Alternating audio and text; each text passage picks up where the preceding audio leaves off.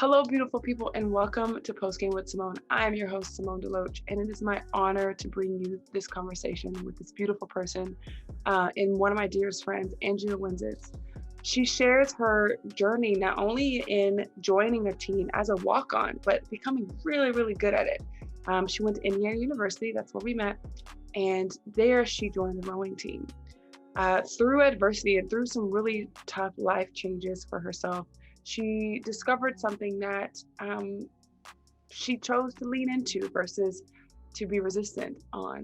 And that shifted her whole perspective of purpose of living. That is when I got the opportunity to meet her as she transitioned to basketball. So her journey has had its ups and downs. And within the conversation, we talk a little bit about some of those struggles and what it takes to go through some of those things inside your sport, but then also outside your sport. And within that, wrapped around in a nice piece of bacon, is trying to find our identity. We are young people doing something that we've done for ages, right? And playing our sport, but also allowing ourselves to learn something new and trying to find out who exactly we want to be in this world and what kind of impact we want to have on those around us. So I really do hope that you enjoyed this conversation. I know I did. I enjoyed having it, and I will have to have her come back and share more of her story and more of what she's learning post-game. So this is Andrea Wensits. Calling you Miss Andrea. Welcome, Andrea Wensits. Oh my gosh. Hello, Simone. Welcome to the conversation, Post-Game with Simone. I'm so glad that you could be here and have this conversation with me. I'm so excited to be here. Yes, this has been something you and I have had the opportunity to talk about many times, just our journey with being an athlete. But I think this special moment calls for talking about you specifically and letting it be about you and your particular journey. So you and I met you sophomore year, 2011, sophomore summer. Does that sound about right? Or my sophomore year, yeah. I was a Going freshman. into my Okay, You were yes. a freshman, I was a junior. Wow, yes. What was your first impression of me? And I'll give you mine. Oh gosh. I don't know. I thought you were a little kooky but fun, which was good because I knew I was just as strange. So you seemed very friendly and someone that I could, get along with. Yes, for sure. I definitely enjoyed your ability to to connect with everyone. Like there you didn't hold any boundaries as far as like, oh, I'm not going to be your friend because this, that, and the other. Like you just seemed very friendly with everyone. And I enjoyed that because it that kookiness, I was allowed to be myself, which felt comfortable. So obviously it was something that worked because we've been friends since then. Yeah. I know. 10 years. Crazy. So you have a different walk with your athletic journey, and then everything else that happens like right afterwards. You started off. So give us a little bit of background. I know you as a swimmer, as a rower, as a basketball player, but what is your background? How did you get started with sports? Yeah. So, well, if I first got started with sports, that started in elementary school when I lived in Australia, and tennis was one of our things. And my brother and I went to the tennis clubs and played there. But other than that, in high school, I was a swimmer, like you said, and played basketball. And I had no intention or desire to play college sports at all. Right. One of the things that kind of like a reoccurring theme throughout my life has been trying to find my identity or find who I truly am instead of like fitting the molds of everyone else. So I was taking college as a time to just completely start new. Right. I always thought I was going to be like dressed in all black with a little beret, going to like the coffee shop, like doing poetry readings and stuff. And Yes. I can say I've never been to a poetry reading in my life. So that did not On the transpire to-do list. We must do it then. on the to-do list. I will not recite anything, but I will listen. There we go. But yeah, but then so in college, it was pretty much the first day I was walking on campus I went to Indiana University. No, Hoosiers. Yeah, I was like walking on campus to go get my books, and like a crowd of probably like 20 girls was standing at the sample gates, and they all were like, oh my God, like and swarmed me, you need to try rowing, you need to come out for rowing, you need to, and I just kind Huh? of was like, rowing, like what is that? I've never heard of this. Like you want Hmm. me to what? Sit in a Hmm. boat? And I just kind of like laughed it off and kept walking because I was like, that's really weird. And then about like a minute down, you just hear these like fast footsteps like running after me, and then just like a slam on the shoulder, and it was um, the novice coach, so like the basically like the freshman coach Hmm. for the rowing team, and he was like, "You have to come out. You have to like meet me at the boathouse. You would be perfect for this sport." Wow. Yeah, so it was like a little intense and scary, but at the same time, it was like cool to be like, "Oh, okay, people, they Uh-huh. want me for something. That's nice." Um, and kind of like at the time, I was out of state, going to a new school, didn't have friends. I'm a very shy person and like get a lot of anxiety. So I knew like finding friends or kind of finding a group would be difficult. Right. So I kind of was like, well, you know what? This could be a way to at least like meet some new people. Hmm. So I decided to give rowing a try. And I remember they wanted us to like sit in the boat in spandex because the seat moves back and forth. And I was like, absolutely not. So I Hmm. showed up in like basketball shorts down to my knees, like Yeah. refusing to work Hmm. out in spandex. And then my shorts would get caught in the seat and actually like would pop the seat off. But yeah, so all that to say, like I had no intentions of Wow. being an athlete at all. Hmm. Maybe doing intramurals here and there. And then it ended up I was on the novice team. So like again, that freshman team for the rowing team for about like a semester before I moved up to varsity because it turns out I actually was really good at the sport. Wow. Um, so yeah, so I went from not being a collegiate athlete to being one of the top at That sports. is insane. I did not, I don't think I knew that part of your journey as far as being, I mean, essentially a walk on to the sport, to the team, and then Mhm. progressing from there. I knew you as, uh, a superstar rower, the top, right? Just being really good at what you did. Um, that's incredible. Do you, looking back, I mean, like you said, wanting to find a sense of community, wanting to find a sense of friendship, um did it give you that, did it give you that sense of family? Uh,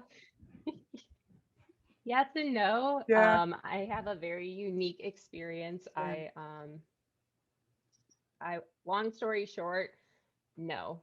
But some of my best friends that I have, especially from college and just that have stayed with me through life, are either from rowing or from being a rower and how I like joined basketball to get to meet Mm-hmm. you. Right. Um, but yeah, I was a very unstable, emotionally unstable young woman Right. in college, and Right. was not the nicest person, did not make the best decisions. And so Mm-hmm. the community I was looking for, I kind of hurt a lot of people along the way, unfortunately. And Mm-hmm. yeah, I never really felt like I belonged kind of with the team. Right. That's something that I know we'll touch on a little bit later in the conversation. um but before we get there, like you said, thank you for saying that, first of all, for acknowledging your 18-year-old self as who she was, right? This emotionally wrecked, if I can, right? This just emotionally like overwhelming, trying to do the best, making the best decisions as you could have at the time. I can relate to that. um, and I'm not always the kindest to that version of myself, right? Because of her journey, I am who I am today, and I'm doing what I'm doing now because of her. But I'm not always the kindest and speaking wellness over her. So I appreciate you doing that in that moment. Um, something had happened during your journey in that transition between making the next big decision for yourself, in which you spoken to me about, as far as life is too short. Live, do all the things that you want and desire to do, and do your best at them. Do you mind speaking a little bit about what that statement meant to you then and what it means to you now? What the statement, like, do you want me to describe kind of how I arrived there? Sure. The, Yeah. okay. Yeah. So pretty much, freshman year, like I was just all over the place, had no clue what was going on. I uh, was good at rowing, and they put me in this like not U23. It was a freshman level national team camp. So like for the summer, it was a week long at Cornell, and like I'm sitting with some of the best rowers, the freshman rowers in the country. And it was kind of like a crazy moment to actually be like, okay, I'm like good at this sport. But then what also kind of started, and I'll get to this later on in the story, is once you start getting noticed by the national team, if you're good enough, you have your whole life start to get planned out for you, Right. not by yourself, but by others. Mm-hmm. And so I thought that I wasn't at the same level as everyone at the camp, that I was like so raw, because everyone had been rowing for at least a few years. And here's me who Mm-hmm. hadn't even been doing this for a full year. But one of the coaches was telling me, no, there's like a lot of promise for me and all that stuff. So it already was like I was in this weird state, because I knew my life was taking this direction that was nothing that I thought it would be. Right. Um, but I was still open to it. Mm-hmm. Mm-hmm. So anyway, that took place in the summer. In the summer, I lived in my hometown in Wisconsin and was a lifeguard, and one of my favorite jobs and all Mm-hmm. that stuff. But during the summer, we did work a triathlon, and long story short, I had to uh, perform CPR on someone, and they didn't end up making it. And it was a very traumatic experience that has lived with me, honestly, like to this day. I still Yeah. talk to my therapist about every single session, like beginning session I have, because it was a moment where, one, I saw people who I really respected freeze in a moment. So they weren't able to actually go save someone's life, and then it relied on, just me and one other person to try and Right. save them, and she wasn't saved. And what also was crazy is, so she was only in her 40s and had two kids that were around the same age as me. So Yeah. like really hit home, being a 19-year-old and feeling that you were responsible for someone else's death is very heavy. Yeah. And, I come from a family who doesn't believe in therapy. I come from a family who doesn't show any affection. We don't hug each other. We say, I love you at the end of every call, but like we don't Right. talk about feelings.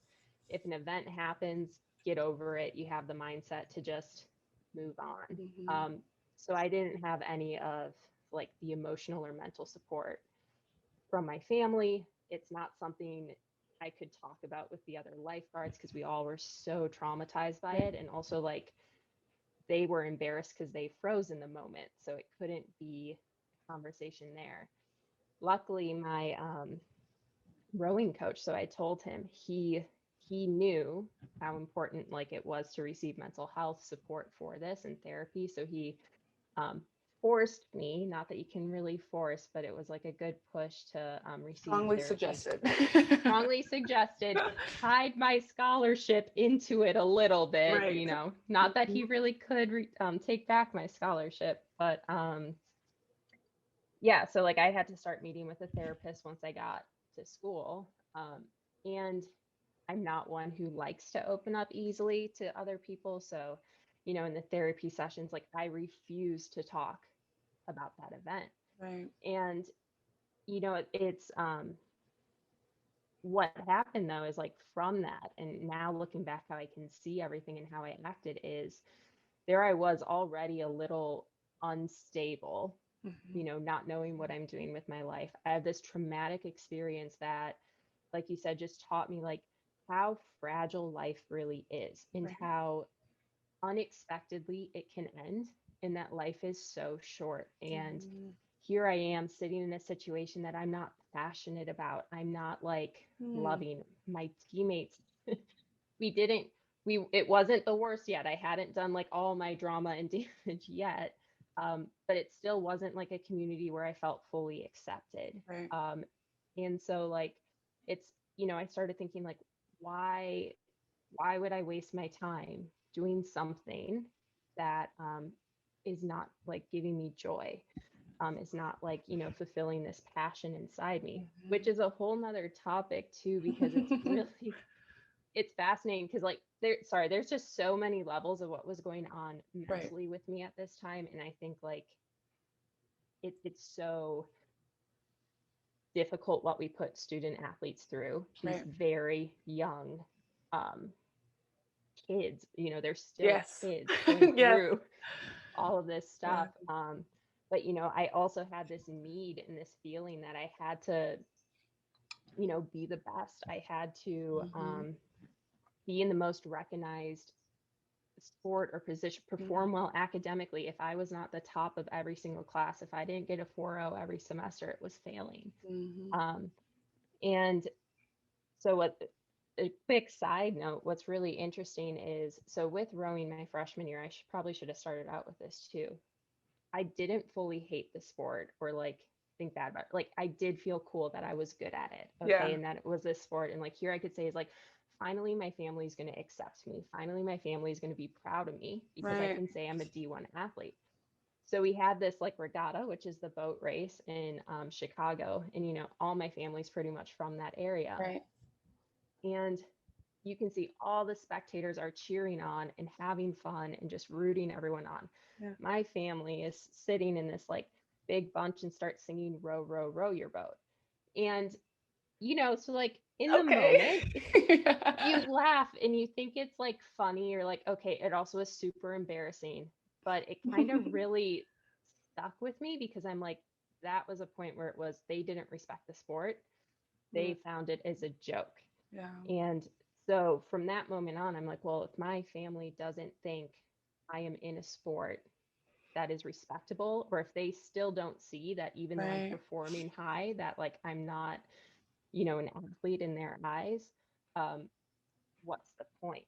Mhm. So I kind of had that, I was embarrassed. I was embarrassed to be a rower Mhm. because it wasn't a sport like basketball that gets recognition. And let me tell you the difference of how you are treated if you are a basketball player versus a rower, even if you're the worst basketball player versus the best rower, is Yeah. insanely different. Mm. Um, so yeah, so I don't know if you want me to keep talking into my story of what kind of happened after or Well, well, I do want to highlight some things. First off, is you're kind of making this connection between like it's not, it doesn't seem like it's ever just one thing. Even now, Mhm. living in life as a retired athlete and doing adulting, sort of, it's like when we come up, when I personally come up against challenges, I'm starting to recognize that it's not just the challenge that I'm currently looking at. It's kind of a plethora of other different things that have added up to this one thing. And so when I choose to make decisions, I think because of my athletic background, and maybe you can speak to this as well, because of what I've gone through as an athlete, I'm choosing not to make irrational decisions based off of what's in front of me, but kind of put the pieces together and make the best decision with everything. And what it sounds like, based off of your young experience of understanding yourself, understanding where you fit in, understanding your purpose, you at the time when you chose to move and shift from rowing to basketball, you were doing kind of just that. Unbeknownst to you, right? Looking back, hindsight 2020, you can say, okay, maybe I was doing a little bit of everything, doing one thing, looking at everything, and just trying to find happiness, trying to find bliss with the the hand that I was dealt. I was going to say shitty, but the hand that we are dealt, right? Yeah. Would you say that that's a little true? Or I would say like yeah, it's very true, but I would add one little caveat to it yeah, is however, all the decisions I was making, I thought was what I wanted, but it always was to please someone else. So I was gotcha. making in my head, I rationalized this big picture. Okay, if I'm not fully happy with rowing, well, let me go to basketball. Why did I choose to do that? I chose to do that because my family thought basketball was a more respectable sport. Okay. Right. Rationally, that decision made absolutely no No sense, sense. but in my head it did. And Yeah. if I get to like the root cause of it, like actually I probably should have and would have chose to either stuck with rowing or just chose to stop being an athlete and just like be a Altogether. student Mhm. altogether, because the root cause and the root problem was that I was starting to let other people influence me, and then really started freaking out when rowing was planning my entire life. Yeah. Like, I was a sophomore. I was an all-American like candidate, as a 19, 20-year old. And which is really cool, right? Because it's like, oh, That's junior, cool. senior year, maybe I could have actually been one. But Mhm. I wasn't allowed to walk on a curb, like just, a 3-inch curb, because they thought that if I fell off, I could like sprain my ankle or hurt myself. And, looking back at it, it makes sense. I understand what they were doing, but how I felt like an object. Yeah. And I felt that like I had no say in anything. Um, Hmm. and so the decisions, again, like if I was fully looking big picture and rationally at everything, I would have like gone to the core or the root of it and had a conversation with my coaches and been like, look, I'll take this year by year, Right. type of Yeah. thing. Don't plan my Mhm. life out. Or I'll do this in college, but I'm not going to do national team stuff, Mhm. something like that. But it's also like with what you speak of making these decisions, that theme I did not, in that lesson, I did not learn until COVID. Um, Right. I realized, you know, 30 years of my life I spent making decisions that I thought were for me, but really were to please other people. Right. To be accepted by other Hmm. people. Yeah. You know, thank you. I'm going to say that a million times, but I truly do appreciate you sharing this with me. And then selfishly, thank you for choosing basketball because I'm going to not get emotional right now. But although it wasn't the best decision, you joining the team has given me one of my most favorite relationships ever in life. Um, shit. Totally tearing up right now. Despite the pain that you were facing, I think we have been able to, I won't past tense it because we're still doing it now, to be a very solid backbone for what it looks like to be a woman, to be an athlete, to be just a person in this world and trying to maneuver what it means to be successful, right? And um, to have joy within that, and not feeling pressured or excluding the pressure to be a certain thing, to do a certain thing because that makes you this amount of money, and with that amount of money you can do this type of thing. um, and so that kind of takes me to my next little major point that we've talked about over and over and over and over again is, you know, what what could have been done differently, right? Yes, you mentioned, like, yes, you could have went to your coaches and said, hey, let's do this differently. But also, to your point, you're an 18, 19-year-old, 20-year-old person, young adult, that at the time we just weren't thinking that way. I had a beautiful conversation the other day, or today actually, with a young man, and we were talking about how unbeknownst to us and also the coaches, we actually see them very much as an extension of parenthood. Mm. um, Individuals who are adults who can help us make the best decisions, right? Like our parents did when we were living with them. So, not to put any pressure on coaches, but what could bridge that gap between making 18-year-old decisions and having somebody run our life, but also still living in that freedom. I mean, that's a great question. And I think it honestly goes beyond just coaches, right? And just Mm. beyond student athletes. So like I currently work with Yes. um, students who transition from like high school to Mhm. college, whether or not they're an athlete or not. Mhm. And, it is something that I notice a lot. I would say hands down, mental health is huge. Mental health support. Mm-hmm. is so important. And I'm someone who, I work for a nonprofit. I just finally got insurance, so I just now can Yes. finally afford going to like therapy, right? And so like I understand how it is a privileged thing to receive therapy. Mm-hmm. And so one that's so difficult, right? Because not only do you have just like a financial gap, there's also so much stigma around Yeah. receiving mental health support. You think, oh, you're only going there if you have an issue or if you're broken or if there's some sort of disorder. And that's not the case. Like think of it, if it was like actually mandated, right? And there's a great organization called Through the Game, who Okay. is trying to start to do like mental health support Yeah. for student athletes and coaches and parents. And I'm just like, well, what if we had that, right? Like what Mm-hmm. if it was like actually every single it would be great if I could say every single college kid or just every single student in general, right? Right. Regardless of whoever's transitioning out of high school should Mm-hmm. receive some sort of transitional support. You have a monthly like group session to learn something, and then you are required to have these weekly or bi-weekly check-ins, because having someone else who can be an objective observer, right? And like look at everything, like, removing themselves, someone who isn't a Mm-hmm. part of it, someone who doesn't understand from the coach's view of what's going on or from your view or whatever the situation is, and being able to actually talk through these decisions with you, and get to Right. the core root or just help you transition. I think like, yeah, I had my therapist for like the sophomore year, but I didn't know how to use him. I was going to him because everyone perceived me as broken because of the traumatic event, Oh, yeah. that I didn't actually get to work with him and learn how to heal. Like in all honesty, I think he thought, I'm going to say like crazy, not saying like I was Mm-hmm. like, he actually thought I was crazy. He's a great guy. Um, but at times, because I knew I was just like whirling in circles, but I also didn't feel comfortable enough to be vulnerable with him, Mm-hmm.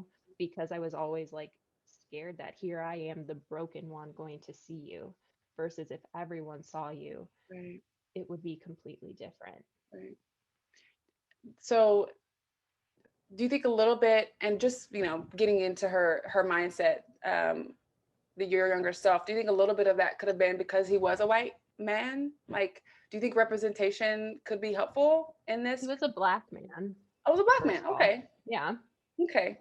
But I think he was a man, which was tough. Right. Um, and also he was training to be a sports psychologist, not a regular like therapist. So that's something else that's interesting, right? Is that in college, some universities, some schools will supply you with a sports Mm-hmm. psychologist or someone in like a sports field who are supposed to help you with performance.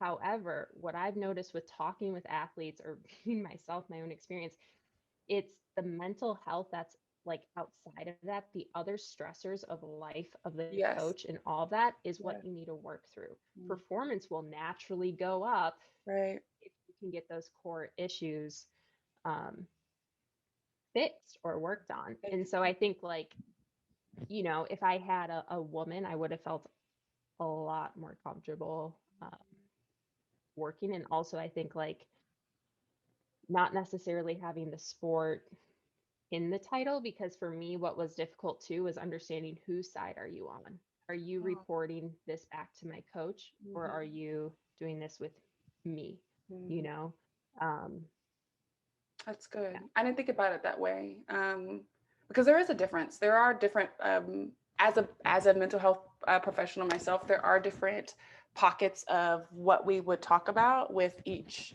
specific career path, career choice. And so being a sports psychologist is different than being, can be different than being just a licensed professional counselor or marriage and family counselor, right? That's a really good point.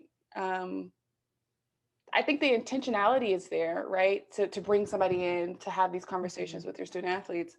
Um, but the muscle. I was talking to another athlete, and we were discussing how there there is there's a possibility that the muscle that we train as an athlete in our brain, the mental toughness that we have to do one more rep, to do one more suicide, right? The running drill, to do anything the coaches demand of our bodies to do, right? There's that mental capacity that you do train, and it does get stronger. I can say my mental capacity from freshman year to senior year is vastly different, and it showed up, right? I was able to be the leader that I need to be my senior year for the underclassmen, versus being that freshman who was literally trying to think of every way to get out of that drill. How can I hurt myself, but not really hurt myself? Anyway, it's a whole game. But where was I going with that? To talk about like the mental capacity to do that, right? But then it takes a totally different muscle to manage life outside of the sport, outside of being a student. I had lost a grandparent. I had relationships that were failing.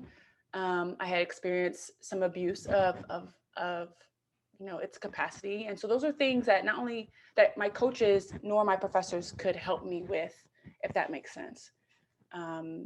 Having the distraction of school and basketball, I can say, was helpful to get me through the next day. But as I'm learning now as a young adult, some of those traumas that I experienced that weren't taken care of are still here, and they're not going anywhere until I take care of them, right? So that mental muscle, to your point, there is a difference, and it should be considered when working with student athletes. 100%. And it's interesting when you say also the like mental athlete muscle that we're talking about too. I, within the past year, have had some strong feelings kind of against that, right? Like it served me well. Like I have done some amazing things academically, career wise, like all this stuff. How I walked onto the basketball team was because of that push, the never give up, the chase, like type of a thing. Should I have been on the team? No, not at all. But but it was that like the training or the mental muscle you're talking about. So someone I follow on social media once put up this quote, and I think I shared it with you before, but it said, if you have to constantly, and I'm going to paraphrase this, but it's like, if you have to constantly chase after a dream, it's not the path you're meant to take, or it's not what you're supposed to do. In that, like struck me so hard because, a theme in my life has always been, that I take the difficult path. I achieve it in the end, but it is a rough path because I keep pushing and pushing and pushing. And right, like ever since we're young, we're told you can achieve anything in the world that you want, which, okay, cool. Yes. Let's like have some sort of like positivity in there. But, and then you couple that with like this intense athletic mentality that you keep pushing.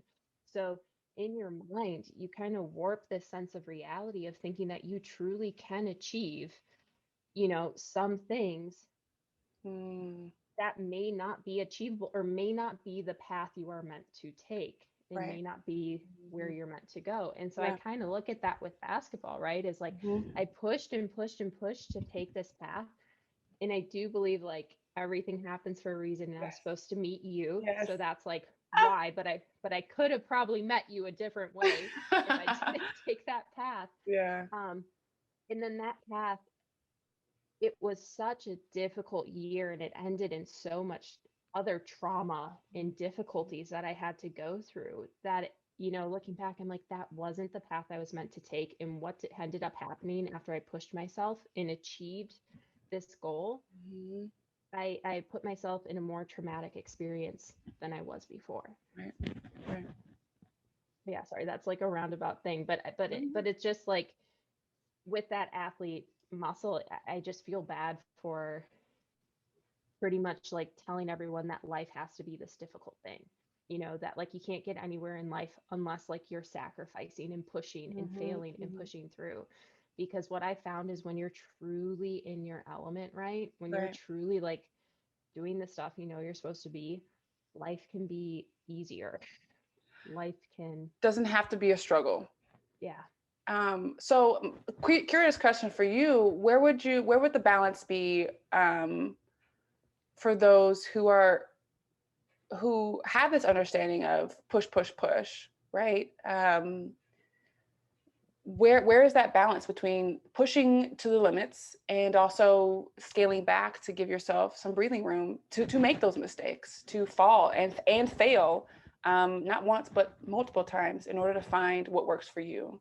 Because to be honest, without failures that I've experienced, I wouldn't know, I wouldn't know what the fuck I was doing with my life. Right? Oh Like yeah. I would have, I don't think I would have a sense of direction as much as I do because of what I don't want to do, because I've tried Yep. it. Does that make sense?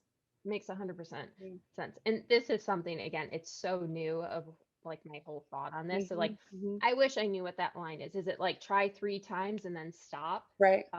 You know, is it you just kind of get like the feeling that it's just time to stop? But like, Mm-hmm. I don't know, because I also still, whenever I say, oh, stop, I already have this like mental thing of you can't stop, you have to keep going. Mm-hmm. So I wish I knew the answer. And I agree, like failures is how I learn my life lessons.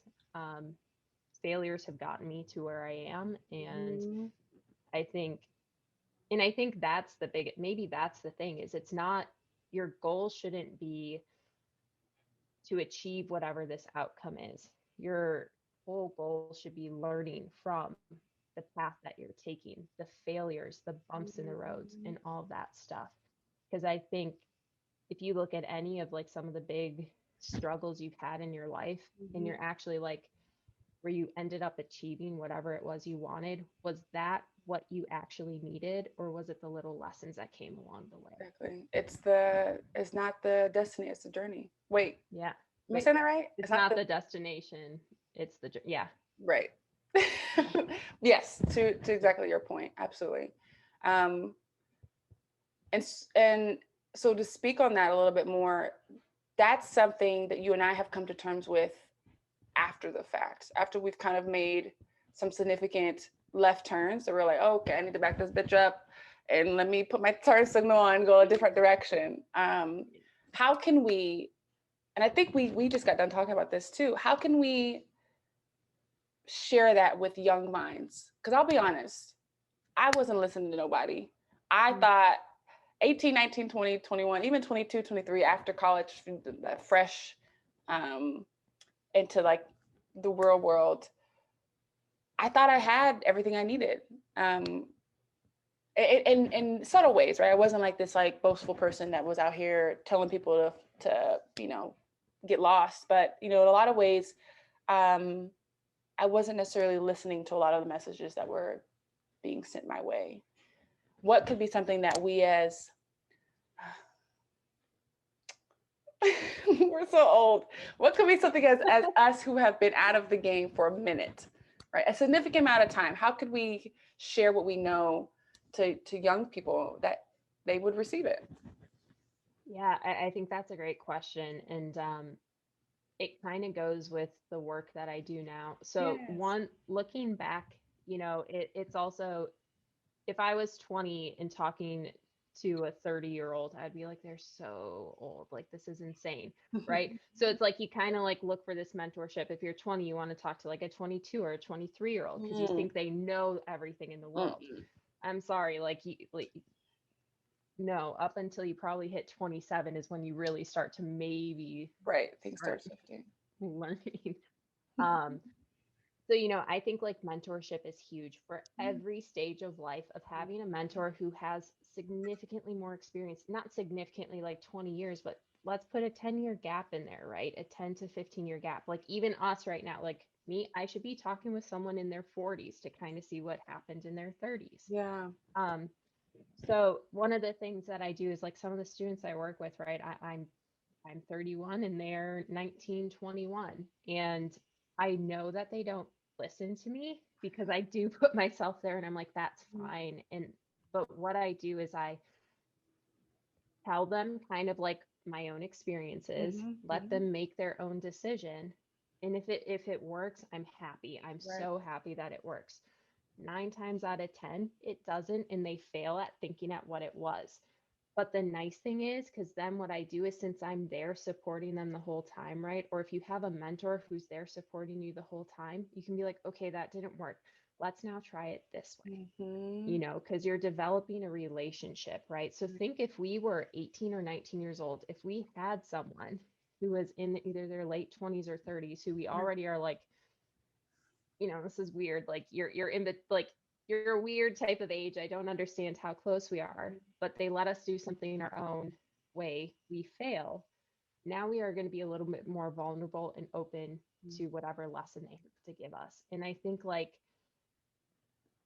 I would have been a lot more receptive if I had a constant person in my life who wasn't related to me, Right. had no affiliation with like whatever I was trying to like achieve and do, Right. who would support me in my crazy adventures, but be there to help pick me up whenever I failed and help set me back on the right path. Because one of the most tough things, right, is when you fail, it's getting back up, which is Yeah. the most difficult part. And Right. if you don't have someone Yes. there, yeah, most important. But if you don't have someone there, it's going to be tough and your life can just spiral down for a while. It can change directions very quickly. And I will say mine, in my experiences of the fall down and the attempts to get back up, if I wasn't careful, and I haven't been, right, I'm not perfect at it, still falling down, but if I'm not careful, I know where that can lead me, and it's a very dark, can be very dark place. um, Interestingly enough, we kind of work together. We have tag teamed and have given these students that you were speaking of an opportunity to have that bridge, right, between understanding what mental health is, one, but then, the stigma of finding a therapist, because everybody needs help, not just those who desperately need it. Everyone deserves to have a bit of backbone, a bit of solid ground to go to, foundation. So we've teamed up, and I have been that resource for not only the company, but for your students. And it has been uh, heartwarming for me. And I can only hope that for the students that I work with, it's been the same for them. 100%. Um, to what you're speaking of, I think what came to mind as you were speaking about the desire, the need there, the position that we all need, that mentorship. I recognize that even now, it's difficult to find adults who are willing to be vulnerable with me. Mm. And vulnerability isn't some weak weakness. It's not a weakness in many ways. And Brene Brown, who is, I think, the professional, the best at it when it comes to vulnerability, it is actually our best strength.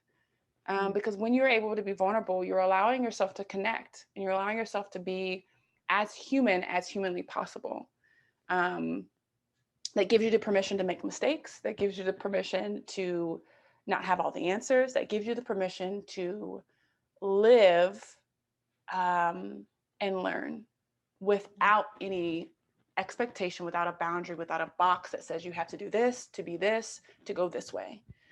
And so I think I know that one of my passions, one of the things that just runs in my blood, is this desire to have what I did not have, to be what I could not find in many adults, right? Like you said, outside of your parents, outside of people who you work with, just that one person who can passionately sit with you in your extreme vulnerability and breathe with you and just sit in that space.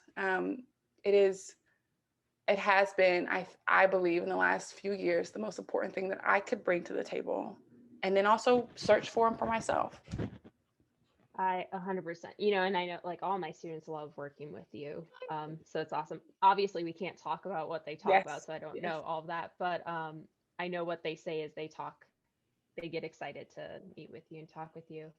Um, and so it was something that I've also, kind of noticed with you talking about the vulnerability is when I first like got into the role of teaching. So I was a teacher right Yeah. after college. Like I thought, because like all our teachers never were vulnerable. Like you didn't know that they had lives outside of Right. the classroom, right? So you Yeah. keep it so separated.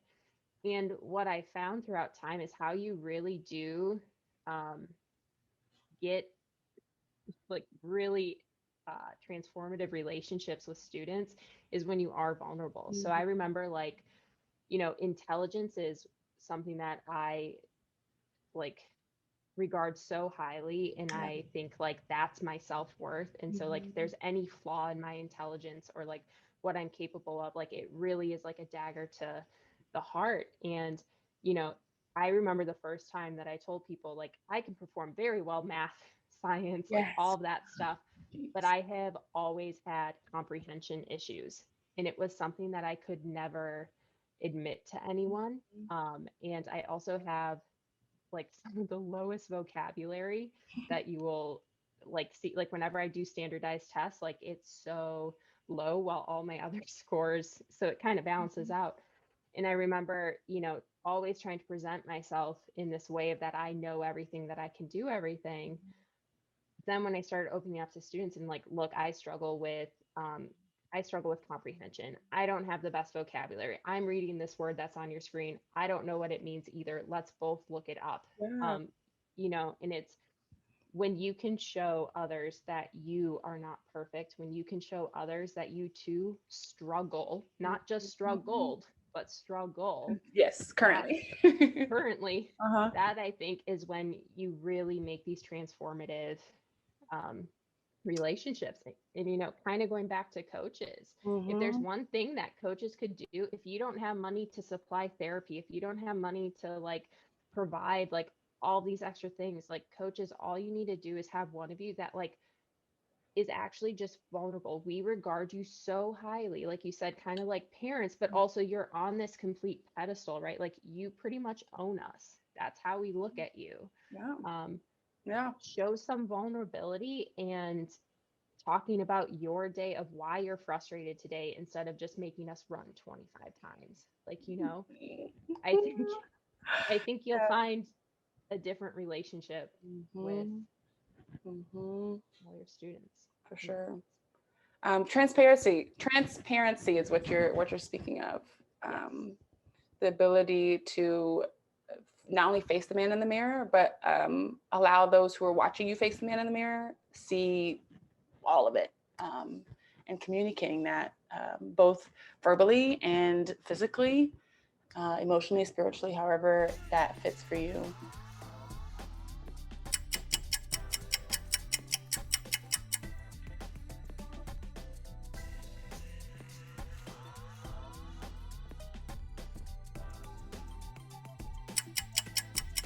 Cool.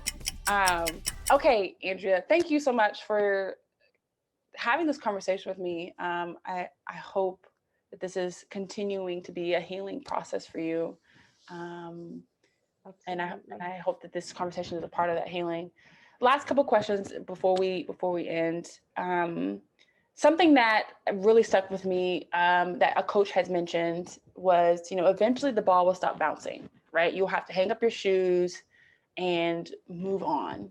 And at the time, I was like, okay, it'll stop bouncing. And my reality is that it eventually did. My body physically could not handle any more of what I was putting it through.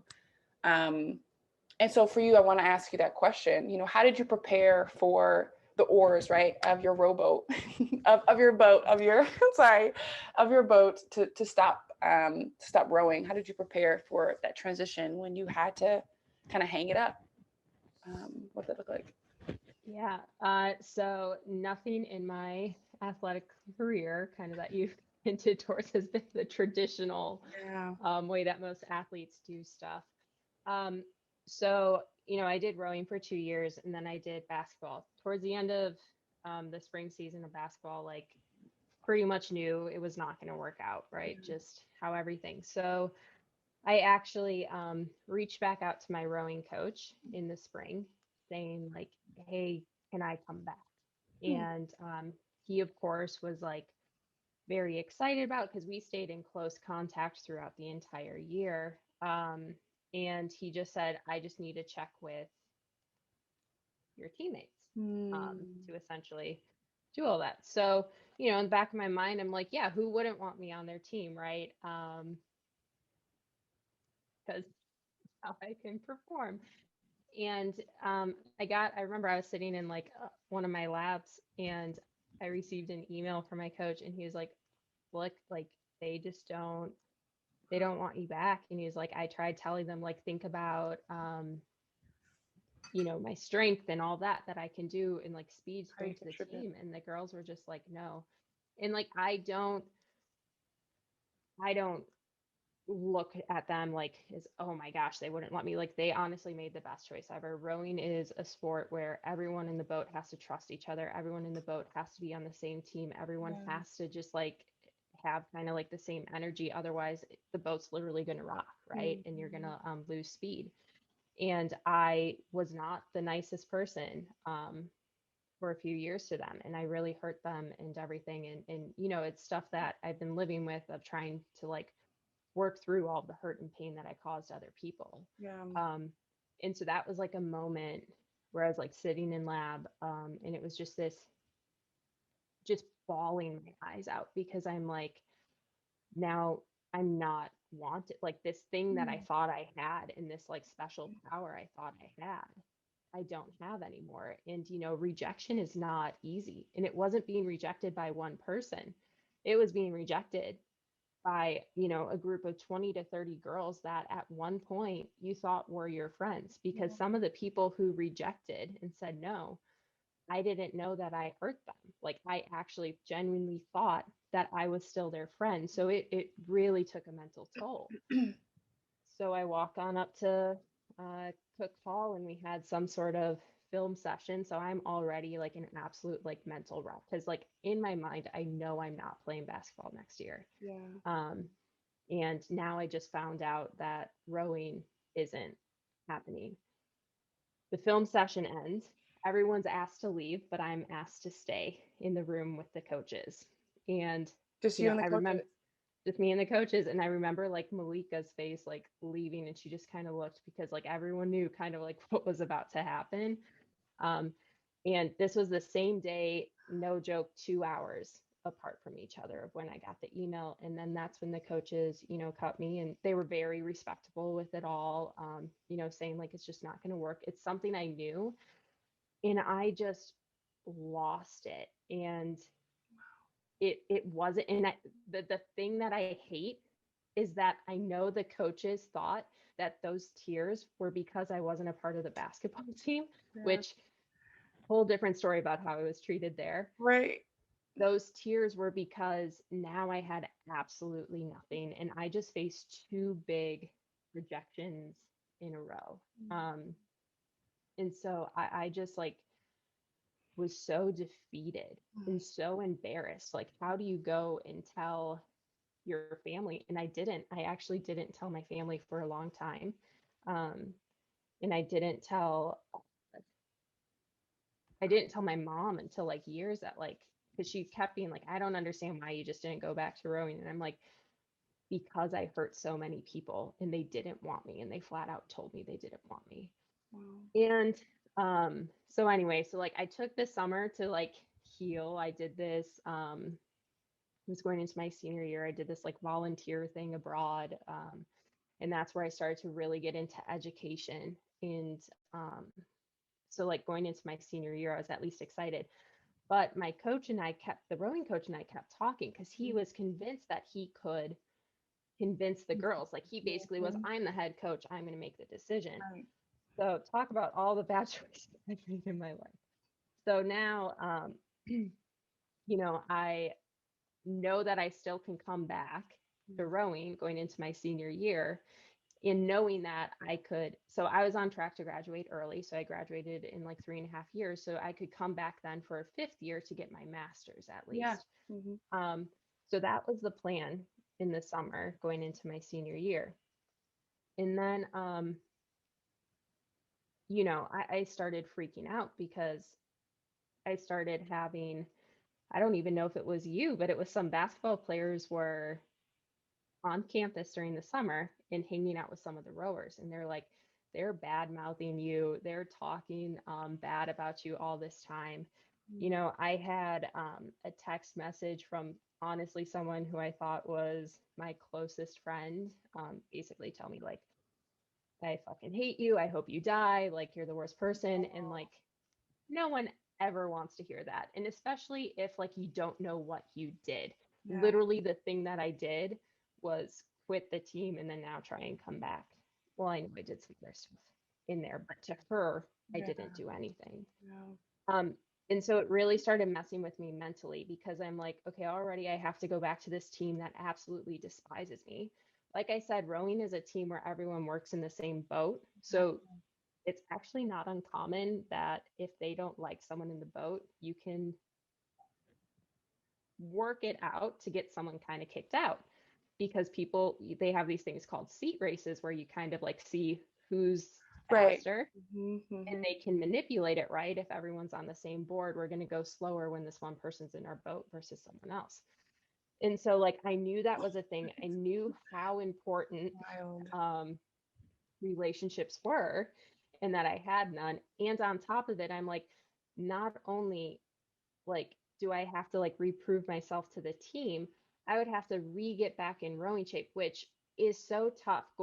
Going from like rowing to basketball shape was so tough. But like, I'm sorry, rowing is the most difficult sport ever. Yeah. Okay. Yeah. Maybe the only one that's more difficult, like, or swimming. Those two are like together because it's endurance and sprint based. Like, so getting back into that shape started freaking me out a lot. And, you know, it got to the point where what it came down to is I sat there and I'm like, this is going to be people I started with my freshman year, their senior year. Do I really want to ruin this year for them? Do I really want to bring this drama in this pain on them? Because I see how much pain I've caused. Like, no matter what that could do for me in my life, right? Of however this like rowing thing could take off, it wasn't worth it to hurt them anymore. And so, you know, I told my rowing coach, I'm like, it's just not going to work out. And I told him, like, you know, it's just, it's such a team sport and I just can't do it. And what sucks is, so him and I always had close contact, right? So I at least felt that I had this other kind of like you say, like parental figure with me all 3 years. Once I made that final decision, he like would not even take my time of day because there was no point anymore. He's a great guy though, great guy. And I don't blame him for anything. So it just like, it really hurt. And I didn't quite know what to do. So like my end was so abrupt. Um, but what I kind of like just focused on was, okay, what's the next step? I was graduating in December. And so I started just applying for jobs and I found a new, you know, passion, which was education, and, you know, applied for Teach for America and all that stuff. And so, yeah, kind of like my transition out was I didn't prepare. But it made me realize how much you can impact and influence people without you even knowing. How one word you may say or one comment you may make or one Facebook post that you post that you truly like just did in the heat of the moment and didn't mean to attack can really ripple out and hurt so many people. Yeah, and it's interesting because like a lot of people I meet now, they're like, oh no, you're like so nice. I couldn't see you being mean. And I'm like, you don't understand. Like, I have hurt a lot of people in my life and I truly regret that. And I've had to live through a lot of pain to get to a point where I can be friendlier. Yeah. And I'll also accept you. Yeah. I thank you for bringing that to light. Nobody talks about that transition and what it's supposed to be like. So I wouldn't even know what's expected, right? Once you stop, what does that look like? How do you keep those connections? How do you develop those relationships? You know, you're kind of thrown into this. Oh, I guess I got to get a job now. You know, like but something I wanted to point out, and one of the reasons why, as a young adult, I believe in transparency, like it's my middle name, is because when we are able to know ourselves. And I tell my clients this, all my clients, I do all kinds of stuff, but I definitely make sure this message comes out. The most important relationship that you can have outside of a spiritual or some kind of, outside of your self entity, whatever you believe in, the most important relationship that you could have is one with yourself. Because when you understand yourself, you can start to communicate a lot differently and do things, move around the world differently, treating people differently, understanding your triggers, understanding where and when and how you can be vulnerable. What are your coping mechanisms and how do you develop those? And I'm bringing this up because of the story you shared about, your journey with relationships and how you had to learn very much the hard way about your words and your behaviors and how that affects people. If I could give the world something, I would challenge us all to do a little bit more mindfulness of self. Because when looking back at your story, that day that you had those two significant bombs just drop on you, you had that. You also had your family of origin and things that were going on outside of athletics and academics. You had, the past still with you. I mean, a number of things, like we talked about in the beginning, that all kind of led into that moment. And so my hope, my wish, my desire is that, we continue as human beings to grow in our experiences for ourselves. Because when we can be our best self or a better version of ourselves, it will manifest into the relationships that we have. And you'll start to see that, okay, maybe I don't need this relationship, or I'm going to have to trickle back on how much I give you because I'm not sure I can give you, I'm not even giving myself that much, right? So we start learning and doing a little bit more adulting in our emotional states, that I think helps, and it just spreads, and we start seeing who we really want to be and what we're choosing to do and how that adds up. So I appreciate the hell out of you. I hope you know. Appreciate the hell out of you. I am just so freaking proud of you. I learn something new about you every time we speak. And you talk about mentorship, and I know we are friends, but I definitely value every single word that comes out of your mouth, even if it's the wrong thing. And I can say, girl, that's not right. And you're like, oh, okay, yeah, you're right. And we could just talk about it. And I think what we have built is so healthy. I expect us to be old hags and continuing to do this exact thing. We've talked about that. That expectation. So last question, 18-year-old Andrea, 19-year-old, 20-year-old Andrea, what could you give to her, either tangibly or emotionally, physically? What would you give to that young woman today? I think this is like a powerful question, and it's so interesting. It reminds me a little bit of RuPaul as well. So Yes. Love that. I think like you kind of said it earlier, like if you say something, you're probably not going to listen to it. And I think that's true, like knowing myself and like going through this conversation, I'm like, yeah, if I say something, it won't work. Then I'm also like, what object could I give that wouldn't be corny, right? And I think the biggest thing that I've learned in life that took me a long time to learn was how you have different like everyone's like, oh, it's a new chapter, so you think it's event based. It's actually like like an age range based. And so I think what I would probably give myself at 18 is a chapter book, right, with kind of like these age ranges already pre-filled in, to know that the decisions that like I make now is not going to be the rest of my life, Right. that I am going to be able to start over. And just knowing that how much knowledge is going to come each year. And I think like if I knew that, because I felt like everything, when you're 18 or 19, especially when you're on your own, and you're taught like, or even graduating college, right? Yeah. You think that job is going to be your lifelong job. Oh. You think that career will be your lifelong Yes. career. Yeah. Whether it's like working in the same place or not. But like, I would have never predicted for myself that, I would have moved 3 times and that I would have changed my job every 2 years. I would have changed profession 3 times. Wow. Like, and Yeah. it's only been coming up on 10 years of being graduated, Whew. and I've held so many different Things. jobs.